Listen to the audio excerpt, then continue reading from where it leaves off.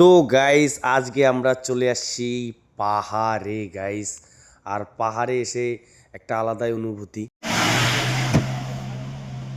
ভাই কত পুরনো গাড়ি এটা, তারপরেও দেখো পাহাড়ে চলছে। Hey guys, good morning, welcome back to my new blog. তো গাইস জানুয়ারি মাস পড়ে গেছে, জানুয়ারি মাস চলছে আর আমরা ঘুরতে যাবো না, এটা কখনো হতে পারে? তো গাইস আজকে আমরা যাচ্ছি মিনি পেহেলগাম। তো গাইস আমরা কিন্তু আমাদের 7 মাইলে যত ছেলেমেলে আছে সবাই কিন্তু মিলে এই 4 চাকা করে যাচ্ছি। এই 4 চাকা 8 চাকা গাড়িটা কিন্তু আমি নিয়েছি ভাড়াতে। তো আমার সাথে সাথে কে কে যাচ্ছে সবাইকে একটু দেখাই দিচ্ছি। একে একে সবাই চেহারাটা দেখাই দাও। তো গাইস আমরা কিন্তু যাচ্ছি মিনি পেহেলগাম। তো গাইস যারা এখনো ফলো করেন নাই তারা ফলো করে রাখো। আর হ্যাঁ, মিনি পেহেলগামে কিন্তু কয়েকটা ভিডিও আসবে, আপনারা কিন্তু একটা ভিডিও মিস করবেন না। তো চলো ফ্ল্যাশব্যাক। তো গাইস কুচবিহার 7 মাইল থেকে কিন্তু মিনি পেহেলগ্রাম অনেকটা পথ।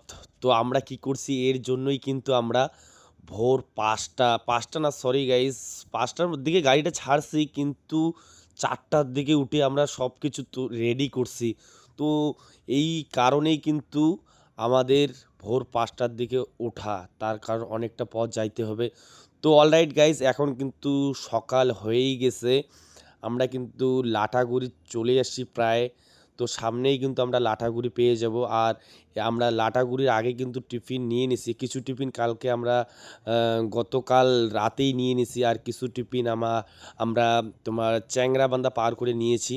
তো যাই হোক, আমরা কিন্তু এই কিছুটা গেলেই কিন্তু আমরা লাটাগুড়ি ফরেস্ট পাবো। তো লাটাগুড়ি ফরেস্টে আমরা প্ল্যানিং করছি যে সবাই লাটাগুড়ি ফরেস্টে গিয়ে আমরা কিন্তু টিফিনটা সেরে নেব। তার কারণ গাইস, আমরা তো দোকানে বাড়িতে তো হার রোজই কিন্তু টিফিন করি, কিন্তু এই তোমাদের ফরেস্টের ধারে খাওয়ার কিন্তু একটা আলাদাই ফিলিং, আলাদাই মজা হবে।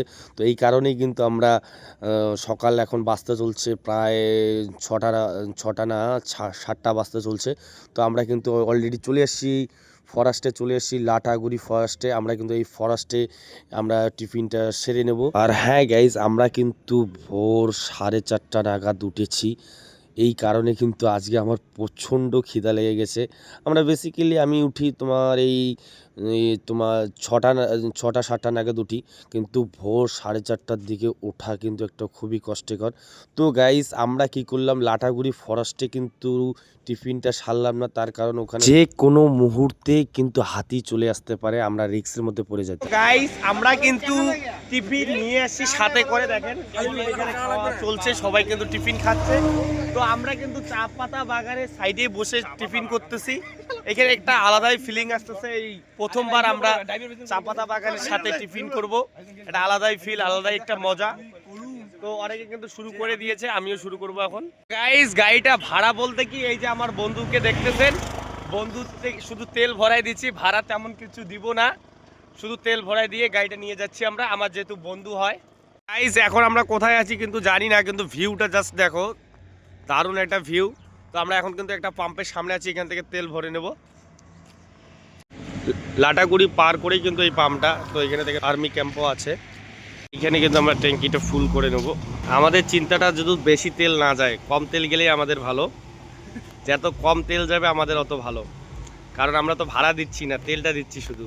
তো 3379 টাকার তেল কিন্তু লাগছে।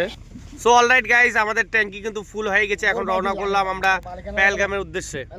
আমরা কিন্তু পাম্প থেকে পাড়ায় কিছুটা গাড়িটা টানলাম, শুধু টেনেই কিন্তু চলে আসলাম আমরা পাহাড়ে। ওই যে দূরে কিন্তু দেখা যাচ্ছে শিবকের ব্রিজটা। তো আর কিছুটা পথ গেলে কিন্তু আমরা ঢুকে যাব শিবকে। তো শিবকের রাস্তায় চলতে চলতে কিন্তু একটা সুন্দর ব্রিজ দেখতে পেলেন আপনারা। আর ভাই ভিউগুলো জাস্ট অসাধারণ লাগতেছে, অসাম লাগতেছে। তো আমরা অলরেডি কিন্তু চলে আসলাম শিবকে।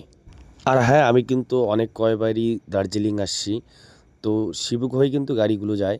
তো শিবুকে ঢুকলেই কিন্তু আপনারা অবশ্যই কিন্তু এই বানরগুলো দেখতে পারবেনই, 100% এই বানরগুলো দেখতে পারবেনই। তো আমার কিন্তু একটুকু মনে ছিল না যে কিছু বানরগুলোর জন্য খাবার নিয়ে আসতে, একদম ভুলে গিয়েছি। আর এখানে গাড়িটা দাঁড়ও করা হলেন, তেমন একটা দোকানও ছিল না। আর বানরগুলো দেখতে সত্যি অনেক ভালো লাগতেছে। এটা কিন্তু এদের মানে নিজের খুশিতে এখানে আছে। কোনো বানরগুলো কিন্তু খুবই শান্ত, খুবই ভালো, কোনো মানুষকে বিরক্তও করতেছে না। তো দেখে খুব ভালো লাগছে। এরা কিন্তু দেখেন গাড়ির কিন্তু সামনে আসলেই কিন্তু অলরেডি ওরা নিজে থেকেই সাইড হয়ে যায়। তো আশেপাশের ভিউগুলো জাস্ট খেয়াল করেন, আপনারা হয়তো ক্যামেরায় অতটা বুঝতে পাচ্ছেন না যে কি দেখাচ্ছেন, কিন্তু আসলেই গাইস শিবকের এই ভিউটা দারুণ। আর কিছুটা পথ গেলে কিন্তু আমরা শিবকের ব্রিজে ঢুকে যাব, যেটা উত্তরবঙ্গের সেরা ব্রিজ। তো অলরেডি আমরা কিন্তু চলে আসছি শিবকের ব্রিজে। আমার খুব দারুণ লাগে এই ব্রিজটা, দুই সাইডে পাহাড় আর মাঝখানে ব্রিজ, এটা অসাধারণ লাগে আর কি এই ব্রিজটা। তো দেখেই কিন্তু আমার খুব ভালো লাগছে। আর পাহাড়গুলো দেখেন কত সুন্দর, পাহাড়গুলো ক্যামেরায় কিন্তু ছোট ছোট দেখা যাচ্ছে, কিন্তু আসলে বিরাট বিরাট পাহাড় এগুলো। আর সত্যি বলতে কি, এই যে আমরা পাহাড়ের রাস্তায় যে চলছি না গাড়িটা নিয়ে, সত্যি খুব দারুণ একটা অনুভূতি এই পাহাড়ের রাস্তা দিয়ে কিন্তু এই তোমার যাওয়া। আর ড্রাইভারও কিন্তু আমাদের বলতেছিল, আমার বন্ধুটা, যে ভাই পাহাড়ে কিন্তু গাড়ি চালা একটা আলাদাই মজা। তো বন্ধুটা কিন্তু আমাকেও বলতেছিল ভাই তুই একটু ড্রাইভ কর। তো আমি বললাম না, আমি তোর গাড়ি হলে চালাইতাম, এটা কিন্তু তোর গাড়ি না, মানুষের গাড়ি, এই জন্য কিন্তু আমি চালাই নাই, কারণ মানুষের গাড়ি আমি হুট করে চালাই না। তো এটা কিন্তু ঝর্ণার জল দেখতেছেন এখন। আর এইখানে কিন্তু একদমই কোনো গাড়ি হর্ন দেয় না, হর্ন ছাড়াই কিন্তু চলে, কারণ যার যার সাইডে শেষে কিন্তু নিজের মন মতন চলে। আর এখানে কিন্তু ওভারটেকটা কিন্তু খুবই কম হয়। আর দেখেন এই বাইরের ভিউটা কত সুন্দর লাগছে এই ভিউটা। তো আমরা কিন্তু অলরেডি চলে এসেছি ড্যামে।